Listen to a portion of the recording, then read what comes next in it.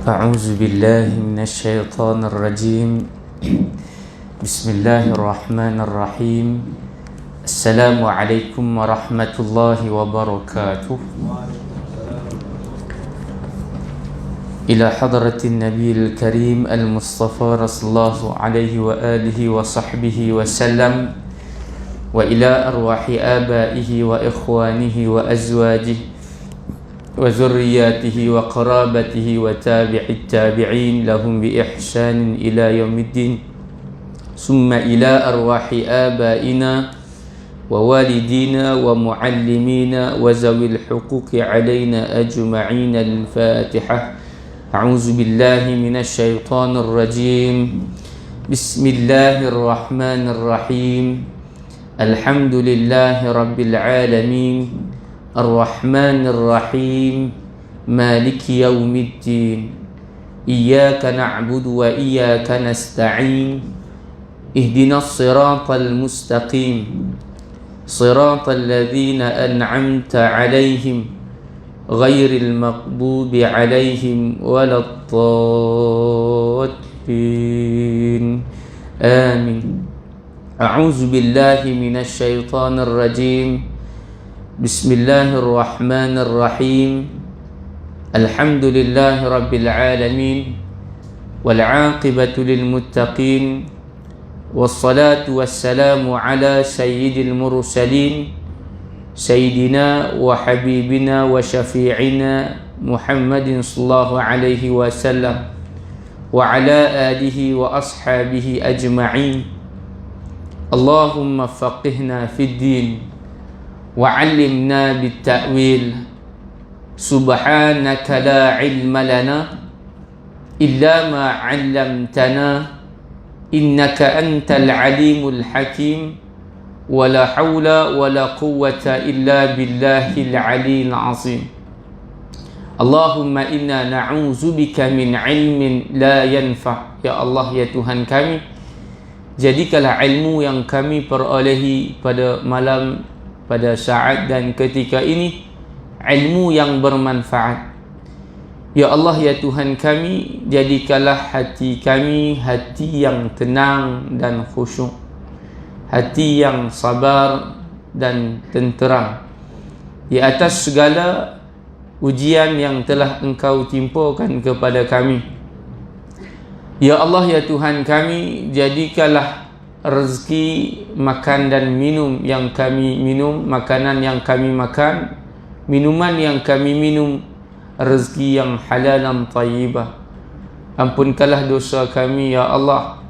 Sekiranya kami melakukan kesilapan dan kesalahan, ya Allah, ya Tuhan kami, terimalah segala doa dan amal ibadah kami, ya Allah. Dan panjangkanlah usia kami, berkatilah kami ini seketika mana kami berada pada bulan Sya'ban, dan pertemukanlah kami pada bulan Ramadan yang tidak lama lagi, ya Allah. Allahumma barik lana fi Sya'ban, Allahumma barik lana fi syahril madi Rajab wa Sya'ban, wa balighna Ramadan. Wa sallallahu ala sayyidina Muhammad wa ala alihi wa ashabihi ajma'in, walhamdulillahi rabbil alamin. Alhamdulillah, alhamdulillah, summa alhamdulillah. Kita panjatkan, kita rafa'kan syukur ke hadrat Allah Subhanahu wa ta'ala, kerana Allah Subhanahu wa ta'ala memberikan kesempatan kepada kita, kepada saya, kepada tuan-tuan dan puan-puan, kita berada lagi di dalam barisan, ataupun kita masih dapat memijak kaki kita kapet yang berwarna merah ni, di mana surah An-Nur tempat kita selalu datang. Dan alhamdulillah, Allah Subhanahu wa ta'ala ingat kepada kita. Kerana sebab itulah kita kena ucapkan tahmid, alhamdulillah. Alhamdulillah, bersyukur kita ke hadrat Allah Subhanahu wa ta'ala, kerana Allah Subhanahu wa ta'ala memilih kita salat berjemaah, yang kelebihan dan ganjarannya sangat banyak di sisi Allah Subhanahu wa ta'ala. Walaupun manusia tidak nampak, tetapi Allah Subhanahu wa ta'ala, malaikat ni nampak. Dia menulis kelebihan yang kita buat itu berdasarkan kepada pengorbanan yang kita lakukan. Makna dia, lagi banyak kita susah, lagi banyak kita payah, lagi banyak pahala kita Allah Subhanahu wa ta'ala bagi. Kerana Allah Subhanahu wa ta'ala sebut dalam surah Asy-Syarh juzuk yang ke-30, Allah kata, inna ma'al usri yusra. Fa inna, maka adalah statement, adalah satu kenyataan, dan sesungguhnya, sudah kenyataan kemudian takkid pula, sungguh benda yang Allah Subhanahu wa ta'ala kata betul-betul, indeed, bahasa orang Negeri Sembilan, indeed, setiap daripada susah tu maka ada senang. Makna susah tu apa? Pengorbanan, ibadat susah, kerja susah, maka selepas daripada susah dia ada senang, tuan-tuan. Siapa kata benda ni? Bukan saya kata, tapi Allah Subhanahu wa ta'ala kata. Kalau saya kata mungkin benda ni, kita kata ihtimal, kadang betul, kadang tak betul, makhluk ni. Kadang boleh percaya, kadang tak boleh percaya. Tapi kalau Allah Subhanahu wa ta'ala kata, confirm benda ini benda yang nyata dan realiti, dan kita akan dapat. Innaka la tukhliful mi'ad. Anak Allah Subhanahu wa ta'ala, bila Allah berjanji, maka Allah Subhanahu wa ta'ala dia tidak akan mungkiri. Muslimin dan muslimat yang dirahmati oleh Allah Subhanahu wa ta'ala, alhamdulillah, syukur kehadrat Allah Subhanahu wa ta'ala, kita berada dalam majlis ilmu. Mudah-mudahan ilmu yang kita perolehi pada malam dan saat ketika ini menjadi ilmu yang bermanfaat kepada kita, bermanfaat kepada keluarga kita, dan bermanfaat, iaitulah sedekah kepada ibu dan ayah kita. Ibu dan ayah kita yang telah pun meninggal dunia, yang masih hidup, kita duduk di sini, maka pahala dia tu mengalir jariah kepada orang tua kita, tok nenek kita, moyang kita sampai ke atas tu. Salah silah kita ni semua dapat pahala. Amin ya rabbal alamin. Hadirin dan hadirat, muslimin dan muslimat, pada hari ini, malam ini kita akan menyambung sambungan. Kita akan continue dalam kitab Syarah Al-Hikam, kitab Syekh Ibnu Athaillah As-Sakandari, kitab tasawuf, tuan-tuan dan puan-puan yang dirahmati oleh Allah Subhanahu wa ta'ala. Baik, kata ulama tajrid, dia datang kepada kita dengan tajrid. Apa makna tajrid ini? Iaitulah usaha makhluk, tadbir makhluk. Tajrid ini biduni tadbir. Tajrid biduni tadbir, makna dia meletakkan segala pentadbiran, segala pengurusan hidup dia Allah Subhanahu wa ta'ala. Makna dia doa, dia tak usaha. Itu makna tajrid. Kalau tadbir, dia usaha, dia usaha, dia uruskan. Sebab tu bahasa Melayu dia panggil urus tadbir. Tadbir, pentadbiran, sebenarnya daripada bahasa Arab, pentadbiran, tadbir. Kita banyak ambil bahasa daripada Arab. Risalah, kuliah, tazkirah, itu semua bahasa Arab sebenarnya. Silatul rahim, bahasa Arab. Apa lagi? Salat. Cuma sembah yang, bahasa apa? Bahasa Sanskrit. Sembah yang Maha Esa, yang Maha Besar. Muslimin dan muslimat yang dirahmati oleh Allah Subhanahu wa taala. Tajrid, kata ulama. Maqam tajrid, tajrid ada maqam dia, kedudukan dia. Dalam kitab Al-Hikam, Syekh Ibnu Athaillah As-Sakandari, ahli asbab, maqam asbab dan tajrid. Asbab dan tajrid kita faham. Ahli asbab dan ahli tajrid. Apa itu ahli? Orang dia. Asbab dan tajrid ini yakni keinginan, kehendak kita ni untuk bertajrid. Bertajrid itu maknanya beribadat, tapi dia tak usaha. Dunia dia kata tak maulah, saya nak buang daripada kamus hidup saya. Ada tak orang macam tu? Ada orang nak dunia, tak mau akhirat. Kan? Dia nak dunia, tak mau akhirat.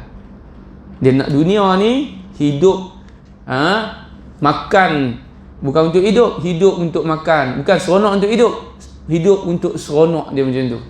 Semua dunia, lupa akhirat. Siapa dia mereka itu? Mereka itu adalah orang-orang yang selain daripada orang-orang yang Allah kata diberi nikmat siratal mustaqim, Nabi, kemudian para syuhada, para salihin, siddiqin dan para salihin. Al-anbiya, as-siddiqin, wasyuhada, was-salihin. Orang selain daripada empat ni, mereka dunia saja. Apa dia? Orang yang sesat dan orang yang Allah murka. Ghadaballahu alaihim. Allah murka mereka sebab mereka lupa akhirat. Allah Subhanahu wa taala murka mereka sebab mereka lupa tentang 6. Antaranya iaitulah yakin dan percaya kepada adanya hari pembalasan, adanya hari esok, hari kebangkitan, yaumul hisab, yaumul mahsyar, yaumul sirata, yaumul sirat, hari titian sirat. Hari bukan hari Selasa, bukan hari Rabu, nama dia hari titian sirat. Panjang tuan-tuan dan puan-puan hari-hari di hari sana. 1000 tahun kita hidup atas dunia, baru berapa hari sana. Panjang, susah banyak kat sini. Bila masuk saja, dapat saja kita title dan kita entitled, berhak dapat syurga, hilang semua sakit. Seronok kat atas dunia ni, bila kena saja azab api neraka, hilang seronok atas dunia. Itulah hari-hari yang kita pasti tempuhi, muslimin dan muslimat. Jadi orang tajrid ni, keinginan dia untuk bertajrid, padahal Allah Subhanahu wa taala masih meletakkan kita ni dalam suasana asbab. Asbab yang mana? Asbab. Kalau kita nak kaya, kena kerja. Kita nak kenyang, kena makan. Kita nak hilang dahaga, kena minum. Kita nak alim, kena mengaji. Kita nak bahagia, kena membahagiakan diri. Kita nak orang hormat, kita kena menghormati. Man lam yarham la yurham. Jadi itu sebab. Itu dia panggil asbab. Dalam kitab, kita mengaji kitab akidah, dia ada sebab, dia ada syarat, dia ada mani', dia ada fasid yang merosakkan, dia ada rukun yang membatalkan, mubtalah. Jadi kita mengaji konsep, mengaji pembahagian, mengaji syarat, rukun, dan kita tahu kelebihan dan kelemahan. Ngaji ni tuan-tuan dan puan-puan, dia nak tingkatkan prestasi, nak kurangkan kontroversi. Itu bahasa industri TV tu. Tapi kalau kita ni, makna tingkatkan amalan, tingkatkan ibadah, kurangkan maksiat ataupun maksiat. Tingkatkan ibadat, kurangkan maksiat. Itu dah tujuan mengaji. Tingkatkan ketakwaan kita kepada Allah, kurangkan ghaflah kita, kelupaan kita. Ingat. Ngaji ni sebab nak ingat kepada Allah Ta'ala, tuan-tuan. Ngaji nak ingat Allah, bukan nak ingat ustaz. Ni ustaz apa orang ni? Contohnya ustaz ni Da'i Azman bukan seronok pun, tak payah main. Itu dia. Kalau dia tahu kata tujuan maqasid mengaji tu, maka dia akan datang. Dia tahu tujuan solat tu, tujuan ibadat tu, Ramadan, tarawih, dia akan mari.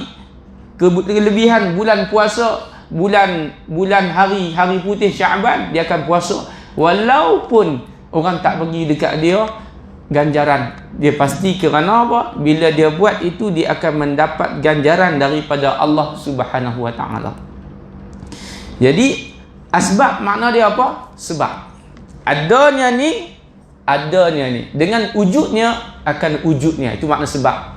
Wujudnya benda itu, maka wujudnya benda ni. Itu akidah kan. Sebab apa ada mikrofon? Sebab ada orang mengajar. Sebab apa buka suis? Sebab nak azan. Itu sebab adanya, maka adalah itu. Tapi tuan-tuan dan puan-puan, yang kata tajrid ini dalam suara asbab, dia panggil syahwat ni samar. Nah, dia tak bergantung kepada sebab. Faham tak? Mana sebab ni dia tak pakai. Dia tak buat benda tu sebab apa? Dia yakin dengan Allah Ta'ala saja. Boleh tak macam tu? Boleh tak macam tu? Nah, sedangkan Allah Subhanahu Wa Ta'ala bagi kepada kita asbab ini adalah untuk asbab-asbab yang lain. Gitu. Kita buat amal ibadah, asbab dia, niatlah tu. Dia panggil niat. Kerana, sebab, kerana, ni 9 kata why. Kan? Why not? Big why. Kerana apa? Ada di situ keikhlasan. Dalam kitab hikam kata, ikhlas ini ada macam-macam. Adalah pembahagian dia. Ikhlas yang paling bawah, ikhlasul murid. Murid tu makna dia yang berkehendak. Sebab tu murid diguna pakai. Murid ni bukan bahasa Melayu, bahasa Arab. Kopi lagi. Bahasa Arab. Sebab tu pelajar-pelajar, murid-murid dia panggil. Buat tak? Pelajar-pelajar, murid-murid. Naik daripada murid ni kita panggil kat mana? Sekolah. Sekolah mana kita panggil murid? Rendah. Kita tak panggil murid-murid sekolah menengah. Sebab dia dah cerdik sikit. Nampak tak tu? Mana murid ni baru nak mengenal apa? Keikhlasan kepada Allah Ta'ala. Macam mana? Bagaimana yang kata murid ini, dia semayang kerana nak dapat pahala. Sebab tu semayang nak dapat pahala, betul tak? Nak dapat ganjaran, nak dapat gaji. Dia panggil gaji akhirat. Kemudian dengan pahala tu, dia nak dapat apa? Syurga. Redeemah point. Dan isi minyak dekat Petronas. Kemudian cashier kata, kalau Petronas apa? Kad apa? Mesra. Kad mesra tak? Kalau kelolo sikit, saya tak cukup mesra tu. Cukup point tu, dapat apa? Dapat payung. Cukup pahala, innal hasanatu, maka kita akan dapat syurga. Allah janji, tuan-tuan dan puan-puan. Itu ikhlas yang pertama. Ikhlas yang pertama ni bawah, murid. Naik sikit lagi, ikhlasul muhibbin. Ikhlas orang-orang yang hub, dia letakkan cinta. Buat apa pun cinta. Mana hidup dia tu, dia ibadat dia cinta, love. Contohnya Rabi'atul Adawiyah. Rabi'atul Adawiyah ni manusia perempuan. Dia bekerja, berkhidmat dengan seorang raja. Jadi dia khidmat dengan raja, tuan-tuan. Kerja di istana lah raja. Bukan kerja di ofis, kerja di istana. Raja. Kita kalau boleh kerja dekat istana, pegawai istana, kemah. Betul tak? Jadi bila kerja di istana, raja sultan kata, kamu nak apa? Rabi'atul Adawiyah. Aku bagi. Bila? Dapat. Bila habis kerja. Bila nak dekat pencen, habis dah dia punya kontrak, maka raja kata macam tu, nak apa? Bagi tahu saja, aku bagi. Apa yang berlaku? Rabi'atul Adawiyah ni, dia orang yang ikhlas. Ikhlas dia bukan dengan Allah sahaja, bahkan dengan hamba pun nampak ikhlas. Tu dia.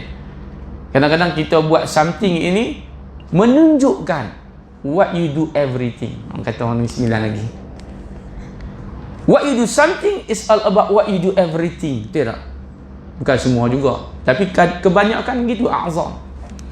Tengok kereta dia calak sana calak sini, tunjukkan apa? Dia ni bawa laju. Kan? Belakang ni kemek, tuan-tuan. Kita jumpa kereta, maknanya dia suka brake mengejut. Dia bawa depan kita pun brake. Bahaya. Hati-hati. Contoh. Dengan raja dia kata apa? Dia kata, saya ni, wahai tuanku, saya tak mau apa-apa. Kerja istana tak mau apa. Tuan-tuan. Cuma dia kata, kalau tuanku nak bagi, bagilah kepada saya nak rumah. Dia panggil gubuk usang. Gubuk usang ni apa? Pondok. Kerja dengan istana. Dia punya gaji dia 20,000, tapi nak duduk di mana? Di pondok. Contoh macam ni tak ada. Ada tak orang macam tu, tuan-tuan? Tak ada. Ada tak atas dunia? Ada. Contoh apa? Rabi'atul Adawiyah. Sebab tu dia panggil Sri Kandi Muslimah. Nak cari orang macam tu, tuan-tuan, Allahu Akbar. Payah nak cari. Payah nak cari. Duit banyak, tapi zuhud, zahid. Letak dunia ni kat kaki ya, bukan di hati. Tu dia. Ada tak, tuan-tuan? Ada. Kaya ni tapi sedekah. Kaya ni tapi humble. Kaya ni tapi apa? Tapi tak waduk. Pakai pagoda je mari surau. Padahal datuk contohnya. Makna begitu nak bagi nampak. Yang ketiga, atas lagi daripada tu, hebatlah tadi Rabi'atul Adawiyah. Sebab tu dalam syair dia kata apa? Abadtu, aku beribadah kepada engkau ya Allah. Masa dia duduk dalam pondok ada tu, dia semayang. Lepas semayang doa, lepas tu zikir, selawat, dia buat amal ibadah, zikir-zikir dia tu. Dalam dia punya doa dia kata, aku beribadah kepadamu ya Allah, bukan kerana aku nakkan syurga. Aku tinggalkan maksiat bukan sebab aku takut neraka. Bukan makna tak takut, dia buat bukan sebab neraka ataupun syurga, tetapi kerana cinta dia kepada Allah Ta'ala. Sebab tu ulama kata dia tak kahwin. Orang macam ni bukan dia tolak sunnah, tak, tapi makna dia tak ada langsung hati dia kepada makhluk, kerana penuh hati dia 100% Allah, Allah, Allah. Hebat tak, tuan-tuan?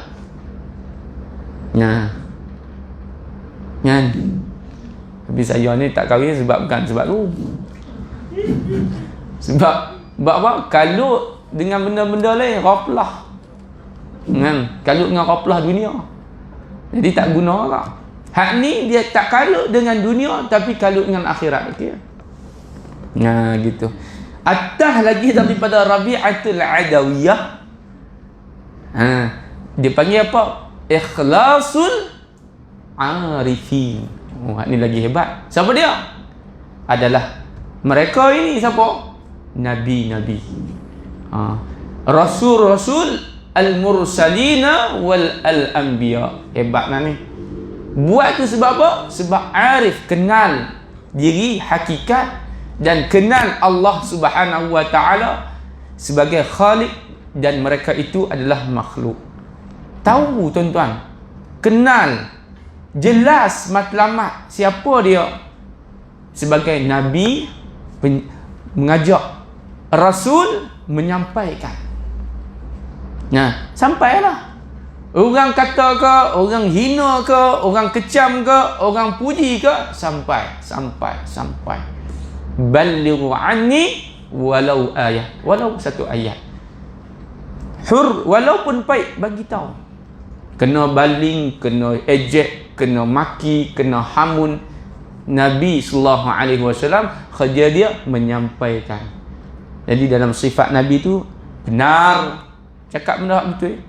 Siddiq, amanah. 100 Allah bagi, 100 dia sampai. 100 modal, 100 juga dia dapat untung, 100 juga dia bagi, sesen pun tak ambil. Sebab tu orang jatuh cinta dengan Nabi sallallahu alaihi wasallam. Sayyidatina Khadijah binti Khuwailid Al-Kubra sayang sebab akhlak Nabi sallallahu alaihi wasallam. Kemudian tabligh, sampai. Share. Sampai ni bahasa kita share. Share. Dia share. Dapat share. Sampai tetamu rumah, ada sebiji tamar, Nabi share juga. Share selagi mana boleh. Boleh share, share. Care punya sifat rahmah. Wa ma arsalnaka illa rahmatan lil alamin. Yang terakhir sekali, fatanah, bijak sana dalam menyelesaikan masalah. Cakap khatibun nasi ala qadri uqulihim. Dia cakap, dia jumpa, dia buat berdasarkan kepada siapa. Budak-budak, cara budak-budak. Orang tua, cara orang tua. Very rational. Siapa dia? Very ikhlas. Sincere. Siapa? Paling ikhlas sekali adalah Nabi. Kalau Nabi kita, Nabi Muhammad sallallahu alaihi wasallam. Baik. Itu makna dia makam kepada ikhlas. Jadi dalam suana asbab syahwat khalwat yang samar. Sebaliknya keinginan kamu untuk bersebab. Padahal Allah telah meletakkan kamu dalam suasana tajrid. Ada orang yang dia memang Allah bagi dia tak perlu nak cari dunia. Ada orang yang dia perlu cari dunia. Ada orang yang dia perlu kaya, sebab dengan kaya dia bantu orang. Ada orang yang dia tak perlu kaya, sebab Allah Subhanahu wa taala letakkan dia dalam maqam tajrid. Contohnya, ada seorang umat ataupun kaum Nabi Musa. Setiap pagi lepas subuh dia akan berdoa.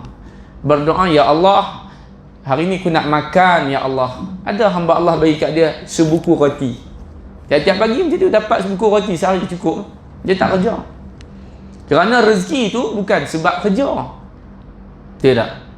Rezeki yang kita dapat ni bukan sebab usaha kita, tapi sebab apa? Allah Subhanahu wa taala. Kalau kita tengok Imam Syafi'i rahimahullahu taala, Imam Malik rahimahullahu taala, pendapat mereka tentang soal rezeki berbeza-beza, khilaf. Imam Syafi'i kata rezeki ni kena usaha. Dua-dua betul. Imam Malik kata rezeki ni tak usaha pun Allah bagi. Dua-dua betul tuan-tuan. Cerita dia bila Imam Syafi'i rahimahullahu taala, Imam Syafi'i ni satu hari dia ambil cuti, MC. Cuti apa? Mengaji. Dia tak mengaji, hari tu bukan buat apa? Dia pergi kerja. Dia nak buktikan bahawa pendapat dia itu membuktikan bahawa rezeki itu perlu diusahakan. Nampak tak? Jadi dia pun pergilah, Imam Syafi'i ni pergi mana? Pergilah petik buah anggur. Petik buah anggur ni dengan ambil upah, dapat, kemudian bagi kepada majikan, kumpul. Kemudian dapatlah hari tu gaji. Tengah hari tu dapat dia punya upah dia, buat balik upah apa? Dapat buah anggur. Ini upah kamu, wahai imam. Dapat upah dia. Kemudian Imam Syafi'i pun pergi jumpa tok guru dia. Assalamualaikum ya ahli bait, tuan rumah, ya sahibul bait. Bukalah Imam Malik, buka pintu. Kamu dah habis dah tak? Dapat apa? Saya dapat, alhamdulillah, dapatlah upah buah anggur. Masuk fadal, dia bagi kepada tuan guru dia, Imam Malik. Imam Malik ni guru kepada Imam Syafi'i. Imam Syafi'i anak murid kepada Imam Malik. Anak murid kepada Imam Malik, Imam Syafi'i anak murid kepada Imam Syafi'i, Imam Ahmad. Tok guru dia apa? Imam Hanafi, Abu Hanifah. Semua meraih, mengaji, ada silsilah sampai Rasulullah sallallahu alaihi wasallam. Jadi tuan-tuan dan puan-puan, buka buah tu makan. Bismillahirrahmanirrahim, makan. Makan Imam Malik senyum. Awak senyum tok guru. Tuan Syekh kenapa senyum? Imam Malik kata betul Betul apa? Apa yang aku kata betul apa yang kamu kata pun betul. Kenapa? Imam Syafi'i kata rezeki itu kena usaha. Manjada wajada, dapatlah. Siapa usaha dapati. Imam Malik dia tak usaha pun, tu datang buah anggur kat dia. Makna apa? Makna rezeki itu kena usaha dan tak perlu usaha pun. Allah nak bagi.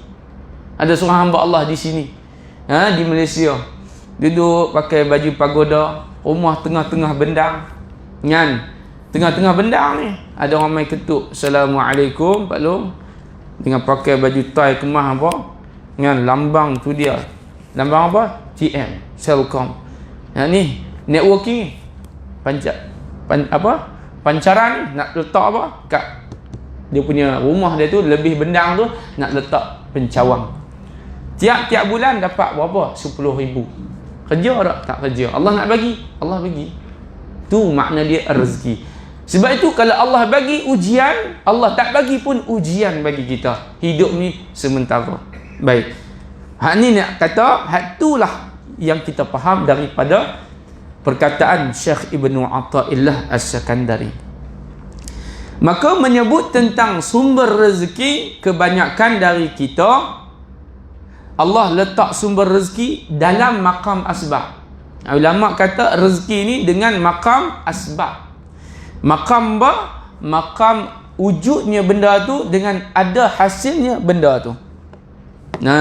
Gitu. Wujudnya benda tu Allah nak bagi benda yang lain. Faham tak? Contohnya, ada orang dia ada masa banyak tapi dia tak ada duit. Ada orang dia ada duit banyak tapi tak ada masa. Rezeki tuan-tuan dan puan-puan, Allah bagi cukup kepada kita. Pokoknya kena bahagia, qanaah, kena rasa cukup, redha. Sebab tu Imam kata Sayyidina Ali bin Abi Talib, orang yang bersyukur ini ada 3 macam. Yang pertama, ar-ridha bil qalil. Ar-ridha bil qalil. Redha dengan sedikitnya. Dikit tu redha, syukur. Sikit, cara sikit. Makna dia kita pakai baju ukur pada badan kita. Ridha bil qalil makna dia redha. Macam mana kita nak redha dengan yang sedikit itu? Maka kita kena selalu ucapkan alhamdulillah. Payah nak dapat rezeki. Nabi kata, wa man istabtata ar-rizqa falyastaghfirullah. Payah nak cari rezeki, keluar tapi tak dapat macam kawan dia, tak dapat macam kawan lain, tak sama waktu yang sama kerja, tapi rezeki yang berbeza. Kena faham pula rezeki itu bukan duit saja, datang la yahtasib dengan macam-macam perhitungan. Ada orang kaya tuan-tuan, kaya tapi tak ada anak. Ada yang anak banyak tapi tak ada duit. Kaya tuan-tuan, kaya dia sebenarnya, dia tak nampak kaya dia tu apa? Kaya anak-anak. Ada orang yang dia Allah Subhanahu Wa Taala dia bagi kepada dia kaya tapi mak ayah tak ada. Nak sampai kepada kekayaan, kejayaan bagi dia tu, maka mak ayah dah tak ada, tak melihat kejayaan dia. Ada orang tak berjaya tapi mak ayah dia ada. Bolehkah kita nak tukar wang ringgit dengan mak ayah nyawa? Tak boleh. Berharga lagi tuan-tuan nyawa ataupun adanya ibu dan ayah. Maka dengan sebab itulah kita kata la yahtasib. Jadi makna dia apa di situ? Ridha bil qalil. Yang kedua, wa amalu bit tanzil. Beramal dengan apa yang diturunkan kepada dia. Allah Subhanahu wa taala turunkan dua benda yang berharga. Yang pertama Allah turunkan Al-Quran. Yang kedua Allah turunkan Nabi sallallahu alaihi wasallam.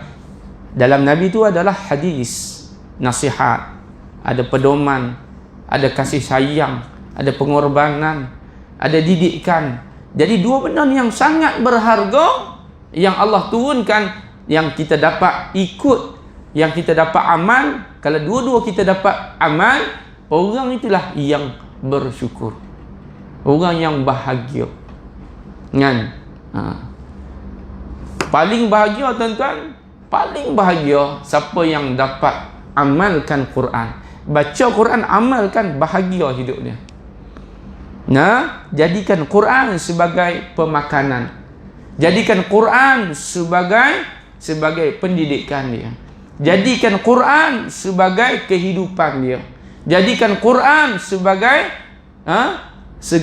panduan. Masalah ada Quran. Ada tuan-tuan. Allah bagi kepada orang ni, dia duduk jaga kawasan. Jaga kawasan ni pagat lah. Pegang Quran. Anak muda viral. Tuan dan puan-puan, itulah nikmat yang besar iman dan Islam. Dan yang kedua, kita boleh beramal dengan apa yang Nabi sallallahu alaihi wasallam habaq, bahagia. Nabi kata ada masalah, hak ni, bak ni, kita ikut cara Nabi, bahagia tuan-tuan. Yang terakhir, yang ketiga, kata Sayyidina Ali bin Abi Talib, orang yang bersyukur, orang yang bahagia adalah mereka yang Allah Subhanahu wa taala berikan kepada mereka ar-raja. Apa makna ar-raja? Iaitulah pengharapan. Harap, senantiasa berharap, ada harapan, ada positif. Apa yang kita fikir, apa yang kita sangka, kita akan dapat benda tu. Ana inda dhanni 'abdi bi. Aku bersama sangkaan hamba-Ku. Kita sangka di mana? Hati ke otak? Sangka kita di kaki ke tangan? Sangka ni datang daripada hati. Fikir, otak yang fikir, tapi hati yang bersangka. Hati yang bersangka tuan-tuan, bukan otak. Jadi bila otak ni dia bagi arahan, sumber daripada otak, daripada akal. Maka dengan sebab kita nak menjaga akal itu, maka perlu kepada wahyu. Akal, wahyu. Akli, nakli. Maka bila kita baca Quran, baca hadis, mengaji, maka akal akan apa? Menakul, berfikir. Dia akan bagi maklumat kepada hati. Hati akan bagi sangka yang ni, buat yang ni. Kenapa? Ilmu yang dia ada tu, maka dia gunakan. Maka sebab tu nak bahagia, nak tenang, maka hati itu kena sangka yang baik-baik. Macam mana nak sangka yang baik-baik? Maka kena positif. Macam mana nak positif? Kena ada ilmu. Jangan dan buat. Dan Quran ada tuntutan tegah, tuntutan suruh. Allah suruh apa? Allah suruh kepada kita sabar, yakin, ibadat, khusyuk. Allah suruh kita apa? Yang sahabat-sahabat baginda sallallahu alaihi wasallam buat ada 6. Yang pertama, yakin. Kita kena yakin. Apa yang kita buat yakin, confident. Yakin ni makna datang dengan apa? Satu falsafah, satu zan, yang mana dia panggil husnul zan, yakin, baik sangka dengan Allah Ta'ala. Yang pertama, yakin dengan Islam, yakin dengan Allah, yakin dengan Nabi, yakin dengan malaikat, yakin dengan hari akhirat, yakin dengan kitab, yakin dengan qada dan qadar Allah Ta'ala. Nampak tak? Okey, kemudian yang kedua, lepas daripada yakin tu, maka zahirnya dia panggil ibadah. Syariat tu berbentuk syariat, hukum, hakam, pantang, larang. Nak buat apa? Fikir maslahat, fikir akibat. Kata Raja Haji Ali ataupun Syekh Al-Arif Billah, Raja fi Sabilillah Al-Marhum, dia kata dalam Gurindam 12, barang siapa yang selamat maka dia kenal 4. Nak selamat ada 4. Tuan-tuan, 4 perkara kita ingat tiap-tiap hari, kita akan selamat, tuan-tuan. Salamatun man salimal muslimuna min lisanihi wa yadihi. Yang pertama, hakikat. Yang kedua, syariat. Yang ketiga, tariqat. Yang keempat, ma'rifat. Yang pertama, hakikat. Hakikat tu apa? Kenal, tahu yang mana betul, yang mana salah. Kadang-kadang kita lupa. Tengah kita seronok, kita lupa Allah. Tengah kita semayang, kadang kita tak khusyuk. Mana kita tak dapat hakikat solat. Dalam, tuan-tuan, Allah bagi kepada kita nikmat, kita syukur, Allah tambahkan nikmat. Dalam hakikat kepada musibah, Allah nak ampunkan dosa. Itu dia panggil hakikat. Hakikat datang daripada Quran. Sebab tu Quran, nama selain daripada nama Quran, dia panggil Al-Furqan, yang membezakan yang hak dan yang batil. Maknanya bila kita baca Quran, kita akan tahu hakikat benda yang truly dia. Tuan-tuan dan puan-puan, panjang lagi. Kemudian yang kedua, syariat. Syariat tu apa? Syara'a lakum minad dini ma wassakum bi. Apa yang Allah tuntutkan kita dengan suruhan dan tuntut tegah, jangan buat. Hukum wajib, buat dapat pahala, kena buat. Tak buat, dosa. Lawan dia haram, tinggal dapat pahala, tuan-tuan. Benda haram ni, benda haram ni, benda tak elok ni, benda maksiat ni, tinggal bukan tak dapat apa, dapat pahala. Kita, sebab tu ulama kata dar'ul mafasid aula min jalbil masalih. Kamu meninggalkan yang maksiat, meninggalkan yang fasid, lebih baik daripada kamu buat benda yang baik. Tidak. Kadang-kadang kita buat benda banyak kebaikan, sikit dia kita buat satu salah, dia ingat satu tu. Tidak. Kan? Panjang 30 tahun kahwin, contoh misalan 30 tahun kahwin sampai ada anak cucu lah. Tuan-tuan dan puan-puan, sikit dia salah. Kan? Apa dia salah? Ubat gigi ni. Orang perempuan ni dia jenis kemah, detail, tuan-tuan. Sengit sikit langsir pun dia bagi. Dia sama. Orang lelaki ni dia baca surat jatuh langsir pun dia buat tak tahu. Tuan-tuan kan?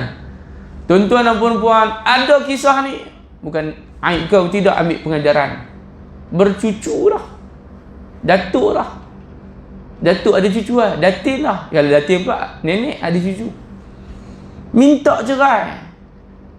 Saya ni kawan-kawan saya lawyer. Lawyer apa? Lawyer syar'i. Kan? Datang satu kisah, satu kes, minta cerai. Sebab apa? Sebab ubat gigi. Allahu Akbar. Sebab laki dia bila pakai dia ni tekan tu, dia tak sama. Rumah tu betul-betul perfect. Dia ni orang perfectionist ni payah. Yang perfect sangat tu bab dunia lah. Sikit-sikit kira halal lah. Contoh depan minta cerai kes tu. Tu yang kita takut tak ngaji. Sebab tu kena ngaji, kenal hakikat syariat. SOP Allah Ta'ala lebih Berat kita kena jaga daripada SOP manusia. Kena jaga juga SOP manusia. Dua-dua jaga. Tapi yang mana aulawiyah? Tu kebahagiaan. Jaga hukum hakam, sunnah, makruh, tengah-tengah tu harus yajuzu fi'alihi wa yajuzu tarki. Tu. Jaga hukum hakam, perintah peraturan, kemudian kita pergi kepada yang ketiga, tariqah. Jalan tu jalan yang nabi-nabi, siddiqin, syuhada, salihin, dan yang terakhir kali wa akhiran adalah jalan bagi orang yang ma'rifah. Kenal. Awaluddin ma'rifatullah. Awal dalam agama, cara apa kita nak buat? Allah Ta'ala, kenal Allah. Allah ada. Kenal tu makna mengaji lah. Kena ada ilmu. Arif tu makna dia alim. Panggil arif. Arif tu alim. Ngaji ilmu apa yang kena penyat?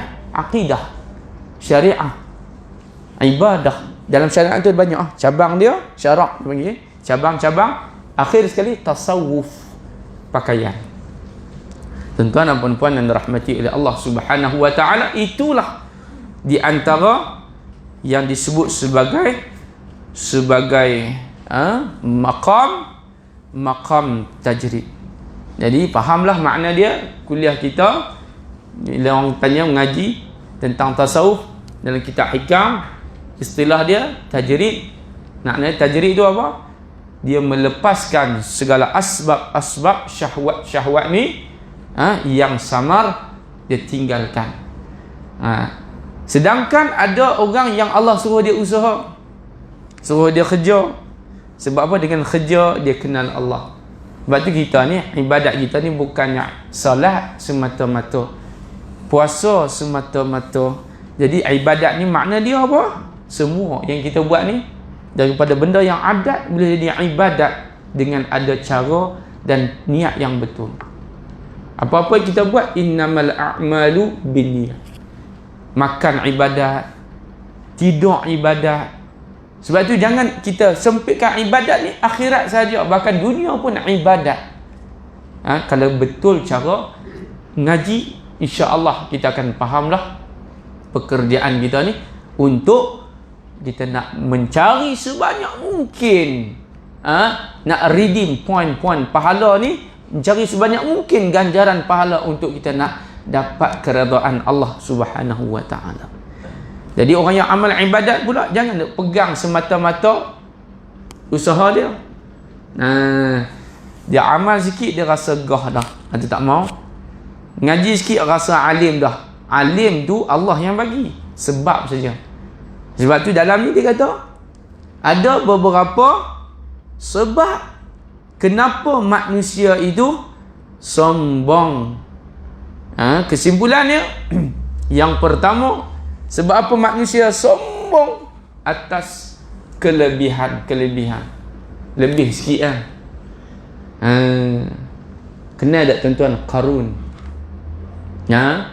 Qarun kenal tak? Qarun ini siapa? Anak murid kepada siapa? Nabi Musa. Qarun. Tapi dia bila kaya, dia buat tambarah kaya, terus dia jadi apa? Sombong. Tak mau dengar dah nasihat. Kaya sungguh tuan-tuan, sampai ke harta dia di Malaysia pun ada. Qarun ni korek lah ni, orang duk korek emas jumpa bagi harta Qarun. Kat Negeri Sembilan pun dia punya. Tu kata Qarun kaya tak tuan-tuan? Dia duduk Mesir mana tu, sampai ke Negeri Sembilan dia punya. Harta Qarun. Tuan-tuan dan puan-puan, yang pertama manusia ni sombong. Kita ringkaskan, yang pertama sebab harta. Lebih sikit sombong dah, tak kenal dah kita. Yang kedua, manusia sombong dengan sebab ilmu. Ni tasawuf. Kita nak buang benda yang tak elok ni, sombong, takabur, riak, semua itulah ngaji tasawuf tu ya. Buang yang buruk, ambil yang baik. Ilmu Allah balik-balik daripada London, kan? Balik daripada Jepun, Jepun, juga Jordan. Nah, jadi lain tuan-tuan. Contoh ilmu. Yang ketiga daripada keturunan. Manusia ni bila, bukan semua juga, tapi kebanyakannya dia jadi sombong. Harta penyebab sombong, bukan semua, tapi kebanyakannya sebab harta. Yang kedua ilmu, yang ketiga keturunan, yang keempat kecantikan, jamil. Cantik ni pun satu, bukan kelebihan, satu ujian. Allahu Akbar. Cantik pun masalah, tak cantik pun masalah. Manusia tak pernah bersyukur. Halu'a, Allah kata innal insana kana halu'a wa idza massahu syarru jazu'a. Halu'a tuan-tuan, tak cukup, tak jadi tak apa, dia jadi tak cukup. Dia kata tak ada rambut ni, botak contohnya, bubuhlah tanpa orang, keluar rambut elok, keluar rambut dia jadi apa, rinting. Jadi rinting ni dia mana macam Maggi, dia awak rambut macam Maggi lah, nak bagi lurus pula, rambut lurus, dia kata Allah panjang pula, botak balik pula. Tu manusia. Yang ketiga, yang keempat, lebihnya sebab kuasa. Sombong manusia dengan sebab kuasa. Yang akhir sekali adalah dengan kenalan, connection, networking. Kenal orang-orang yang ternama, dia jadi sombong. Sebab tu muslimin dan muslimat yang dirahmati oleh Allah Subhanahu wa taala, jadi mudah-mudahan kita dapat mengambil dan beramal yang kita dapat sampaikan yang baik datang daripada Allah Subhanahu wa taala. Yang lemah, yang kurang, yang dhaif, saya mohon maaf. Ila liqa lahiqan, kita tangguh majlis dengan tasbih kafarah dan surah Al-Asr. Subhanakallahumma bihamdik, asyhadu an la ilaha illa ant, astaghfiruka wa atubu ilaik. Wal 'asr innal insana lafi khusr illa alladhina amanu wa 'amilus salihat wa tawasaw bil haqq wa tawasaw bis sabr. Bismillahirrahmanirrahim. Alhamdulillahi rabbil alamin, wassalatu wassalamu ala sayyidil mursalin ala alihi wa ashabihi ajma'in. Allahumma inna na'udzubika min 'ilmin la yanfa'. Ya Allah, jadikanlah ilmu kami ilmu yang bermanfaat. Jadikanlah hati kami hati yang tenang dan khusyuk. Jadikanlah rezeki kami rezeki yang halal dan tayyibah. Jadikanlah amal ibadah kami amal ibadah doa yang diterima oleh-Mu ya Allah. Sallallahu ala sayyidina Muhammad wa ala alihi wa ashabihi ajma'in. Walhamdulillahi rabbil alamin. Assalamualaikum warahmatullahi wabarakatuh.